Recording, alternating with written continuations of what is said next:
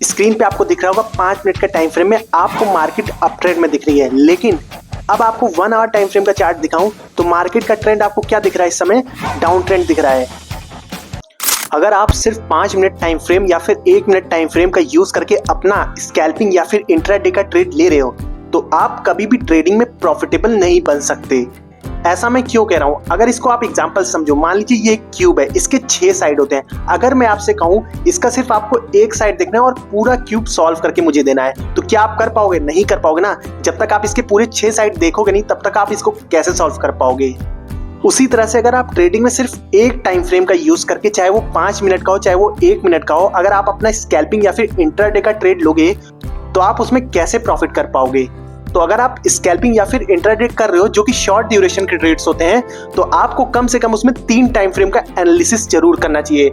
1 our time frame जो हमें बताएगा मार्केट का एक्चुअल डायरेक्शन क्या है, 15 मिनट टाइम फ्रेम हमें बताएगा कि मार्केट में इस समय क्या पैटर्न बन रहे हैं, और 5 मिनट का टाइम फ्रेम आपको यूज करना है अपनी एंट्री और एग्जिट प्लान करने के लिए। इसी एनालिसिस को बोलते हैं मल्टी टाइम फ्रेम एनालिसिस। तो इस वीडियो को बिना स्किप के पूरा देखिएगा, क्योंकि जब आप 3 टाइम फ्रेम का एनालाइज करके अपना स्कैल्पिंग या फिर इंट्राडे का ट्रेड लेते हो तो आपके सही होने के चांसेस बहुत ज्यादा बढ़ जाते हैं। तो चलिए वीडियो को शुरू करते हैं। स्क्रीन पे आपको दिख रहा होगा 5 मिनट का टाइम फ्रेम में आपको मार्केट अप ट्रेंड में दिख रही है, लेकिन अब आपको 1 आवर टाइम फ्रेम का चार्ट दिखाऊं तो मार्केट का ट्रेंड आपको क्या दिख रहा है? इस समय डाउन ट्रेंड दिख रहा है। तो अब आप बताओ, अगर आप सिर्फ 5 मिनट के टाइम फ्रेम से डिसाइड करोगे कि मार्केट का डायरेक्शन क्या है तो आप हमेशा एसएल हिट करवाओगे कि नहीं अपना? क्योंकि बड़े टाइम फ्रेम का जो ट्रेंड होता है वो ज्यादा स्ट्रांग होता है इन कंपैरिजन टू छोटे टाइम फ्रेम के ट्रेंड से। जैसा कि आप देख रहे हो 1 आवर का टाइम फ्रेम में क्या दिख रहा है? डाउन ट्रेंड, लेकिन 5 आवर में दिख रहा है आपको अप ट्रेंड। तो जो 5 मिनट का अप ट्रेंड है वो 1 आवर का एक पुल बैक है छोटा सा।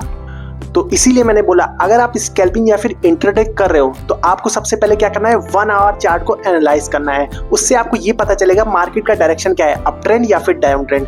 अगर अप ट्रेंड है तो आप स्कैल्पिंग या फिर इंट्राडे अप ट्रेंड के लिए प्लान करोगे, और अगर डाउन ट्रेंड है तो आप स्कैल्पिंग और इंट्राडे डाउन ट्रेंड के लिए प्लान करोगे। ये आपका ट्रेंड बताएगा और आपको उसी साइड ट्रेड लेना है, बड़े टाइम फ्रेम के साइड में, ठीक है।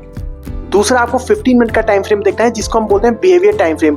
अब इसमें आपको पता चलेगा प्राइस बिहेव कैसे कर रहा है, क्या प्राइस ट्रेंड को कंटिन्यू रखेगा या फिर ये ब्रेक ऑफ द स्ट्रक्चर करके अप ट्रेंड में शिफ्ट हो जाएगा। और लास्ट टाइम फ्रेम जो आपको देखना है वो है 5 मिनट का टाइम फ्रेम। अब ये टाइम फ्रेम आपको बताएगा कि आपको एंट्री और एग्जिट कब करना है। तो अब मैं इसको आपको चार्ट पे सीधा समझाता हूँ कैसे आपको इसको करना है। तो दोस्तों अब हम लोग आ चुके हैं चार्ट पे। अब हम समझेंगे कैसे आपको multi time frame analysis use करके अपना स्कैल्पिंग और इंट्राडे का ट्रेड लेना है, ठीक है। तो ये रहा हमारा 1 आवर का चार्ट, मैंने खोल रखा है निफ्टी का।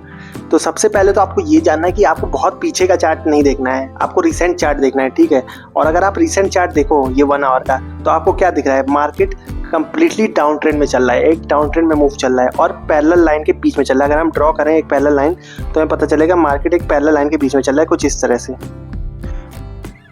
से। अगर हम पैरेलल लाइन ड्रॉ करें तो मार्केट यहाँ पे इस पैरेलल लाइन के बीच में भाग रहा है।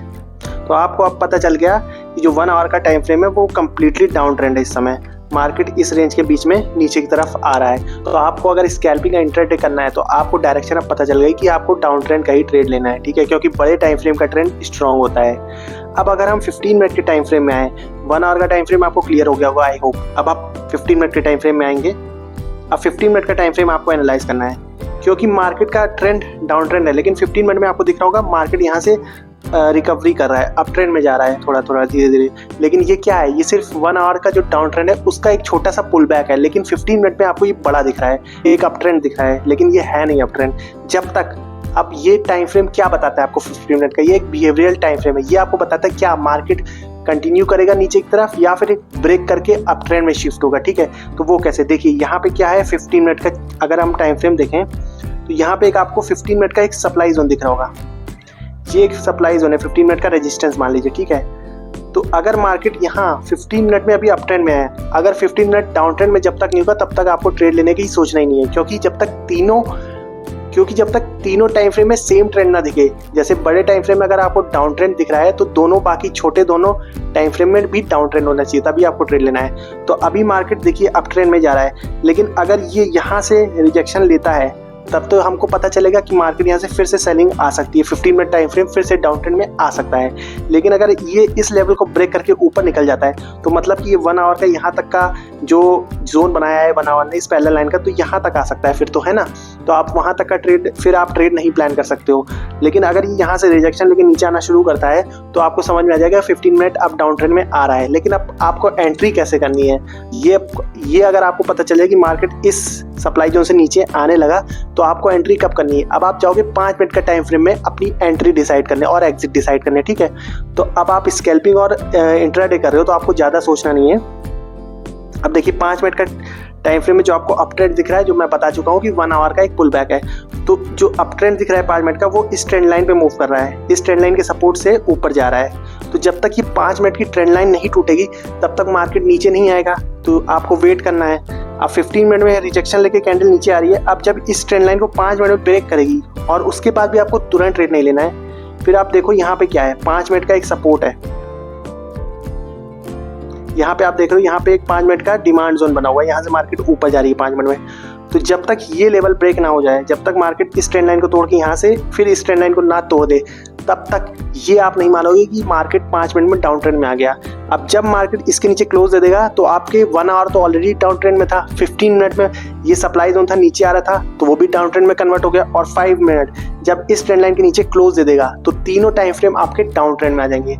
अगर आप स्कैल्पिंग या इंट्राडे कर रहे हो तो आपके लिए इतना कंफर्मेशन काफ़ी है और आप यहाँ पे इस जगह पे एंट्री कर सकते हो, और एसएल आपका लास्ट स्विंग जो भी यहाँ पे बनेगा उसके जस्ट ऊपर रहेगा, और आपका टारगेट जो भी नेक्स्ट सपोर्ट या फिर जो भी नेक्स्ट सपोर्ट आपका टारगेट होना चाहिए।